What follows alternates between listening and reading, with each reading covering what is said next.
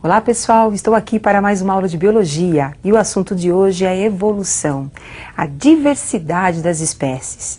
Nós sabemos que a evolução em algumas espécies ela é rápida ou ela pode ser uma evolução mais lenta.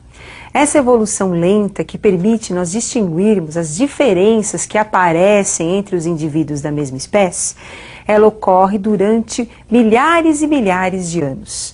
Dentro dessas evoluções que aparecem, que são chamadas também de intraespecíficas, porque aparecem entre os indivíduos da mesma espécie, é o que nós vamos iniciar o nosso estudo. Então nós vamos agora conhecer algumas das variações que aparecem nos indivíduos. Temos então a variação da produção de melanina na espécie humana.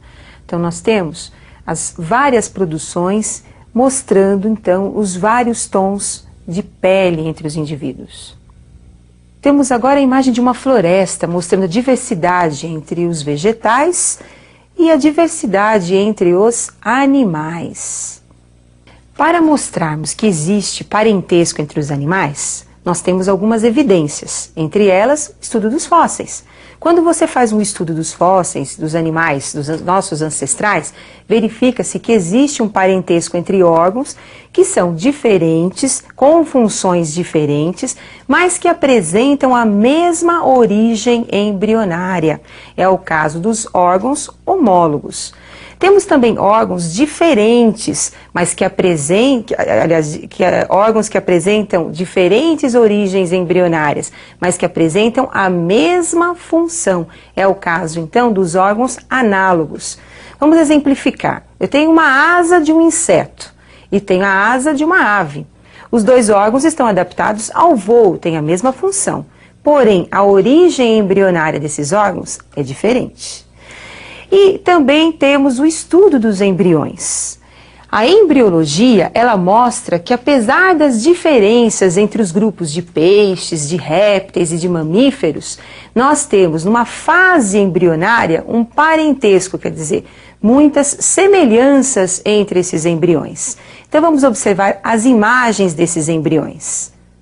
Então nós temos aí os embriões de uma tartaruga, os embriões de uma ave, representando aí a galinha, os embriões dos mamíferos, do cão e o ser humano.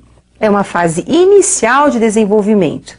E apesar das diferenças entre a tartaruga, a galinha, o cão e o homem, nós vamos ter os embriões com muitas semelhanças nesta fase.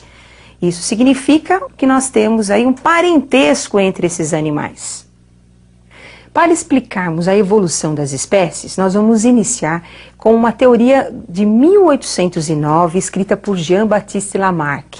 Essa teoria, conhecida também como Lamarckismo, ela coloca a evolução das espécies sobre dois aspectos. Primeiro, as espécies elas passam por transformações, por modificações para se adaptarem ao meio, utilizando determinados órgãos.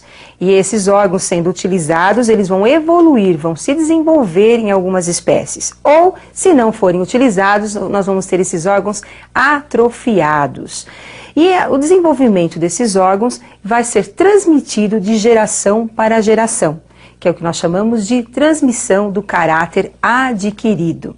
Para exemplificar isso, nós vamos estudar um pouquinho o caráter do pescoço das girafas, proposto pelo Jean-Baptiste Lamarck. Então observem agora como é que ocorreu a evolução do pescoço das girafas. Então nós temos aí as girafas com o pescoço curto.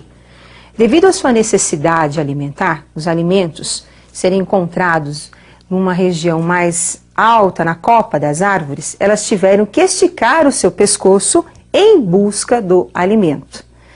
Durante várias gerações, elas foram esticando o seu pescoço, até ter um pescoço mais longo. Então, segundo Lamarck, as girafas adquiriram um pescoço mais longo devido à sua necessidade de capturar os alimentos na copa das árvores. Então, a girafa, de tanto esticar o seu pescoço, foi apanhar o seu alimento. Ela, então, desenvolveu um pescoço mais longo. Portanto, nós sabemos que alguns órgãos, eles apresentam esse comportamento de desenvolvimento em função do seu uso, ou de ter um órgão atrofiado devido ao seu desuso. E nem todos têm o mesmo comportamento.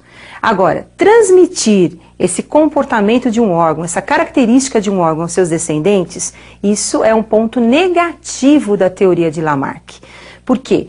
O caráter adquirido numa espécie, ele não pode ser transmitido aos seus descendentes, porque a transmissão dos caracteres só pode ser feita através da sua célula genitora, que é o óvulo e o espermatozoide.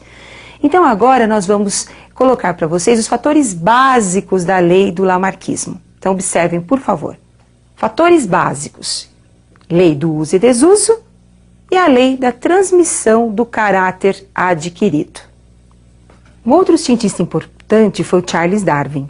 Ele começou a explicar as variações das espécies, a evolução das espécies, considerando dois princípios básicos: a variabilidade entre os indivíduos de uma mesma espécie e também a seleção natural, o meio ambiente interferindo, selecionando os elementos ou os indivíduos que estão mais bem adaptados e que, portanto, terão uma melhor sobrevivência dos indivíduos menos adaptados, que, portanto, irão desaparecer ou vão diminuir em termos de população. E o Darwin explicou, o caso das girafas de uma outra forma que o Lamarck. Segundo Darwin, nós tínhamos entre as girafas uma variedade de tamanhos aí de pescoços. Essas variações é que possibilitou as girafas com o pescoço mais longo adquirirem um alimento com maior facilidade e, portanto, prevalecerem no meio ambiente. Então, o meio ambiente selecionou uma característica da girafa, que é ter o pescoço mais longo. E com isso, as girafas de pescoço longo predominaram em relação às girafas de pescoço mais curto. Segundo Darwin, as variações que nós temos entre os indivíduos é que possibilitam a seleção natural do meio ambiente. Então nós temos dois fundamentos da teoria darwinista. Eu gostaria que vocês acompanhassem então os principais fundamentos da teoria darwinista. Então, fatores básicos: a seleção natural, que é o meio ambiente participando e selecionando os que estiverem melhor adaptados e que posteriormente produzirão os seus descendentes. E essas seleções serão realizadas de acordo com a variabilidade da espécie. Porém, Darwin não conseguiu explicar o porquê da variedade entre os indivíduos da mesma espécie. Por que dentro de uma mesma espécie nós temos indivíduos que são melhor adaptados do que os outros?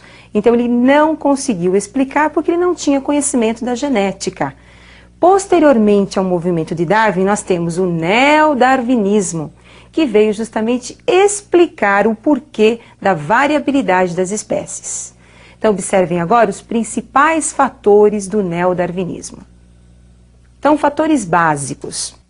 O que demonstra a variedade entre os indivíduos de uma mesma espécie são as mutações, que são espontâneas. Mutações são alterações que vão aparecendo no material genético do indivíduo. E também a recombinação genética, as combinações gaméticas do indivíduo e dos genes. Posteriormente, nós teremos aí a característica passando por um processo natural. E um outro fator importante é o isolamento reprodutivo entre os indivíduos. Então, entre os indivíduos da mesma espécie, nós temos as fontes de variabilidade, que é o que possibilita o aparecimento de novas combinações. Então, não esqueçam, por favor, as fontes de variabilidade. As fontes de variabilidade são as mutações e as recombinações genéticas. Essas passarão por uma seleção natural, realizada pelo meio ambiente, e provocarão, então, o desenvolvimento ou não de determinadas características em uma população. Agora, dentro das características evolutivas da espécie, existem alguns detalhes que você não pode esquecer. Entre eles, nós temos o melanismo industrial, que é justamente um problema em que a seleção natural ela vai distinguir indivíduos diferentes da mesma espécie, que é no caso das mariposas. Eu gostaria que vocês agora acompanhassem imagens mostrando o desenvolvimento ou o predomínio de algumas populações de mariposas. Nós temos aí um ambiente onde vocês estão observando o aparecimento do tronco de uma árvore num local sem poluição. Esse tronco da árvore claro, nós vamos encontrar mariposas claras e escuras e a presença de um predador. As mariposas escuras acabam sobressaindo em relação às mariposas mais claras, se tornam mais evidentes ao predador. Com isso, o predador irá diminuir a população das mariposas escuras e nós teremos um crescimento da população das mariposas claras em relação às escuras. Posteriormente, com a industrialização, nós teremos um tronco escuro devido ao depósito de fuligem dos poluentes.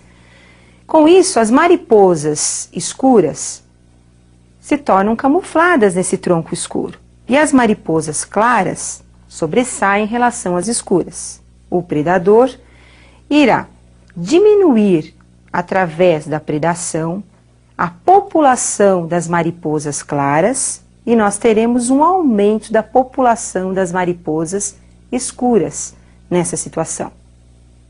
Outro assunto importante dentro da seleção natural é o uso inadequado dos antibióticos.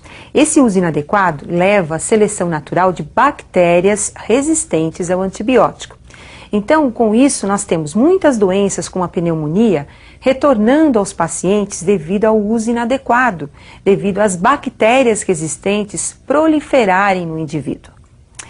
E eu termino hoje o nosso curso de Biologia, esperando que vocês tenham um excelente resultado, que vocês atinjam o seu objetivo e também o seu sonho.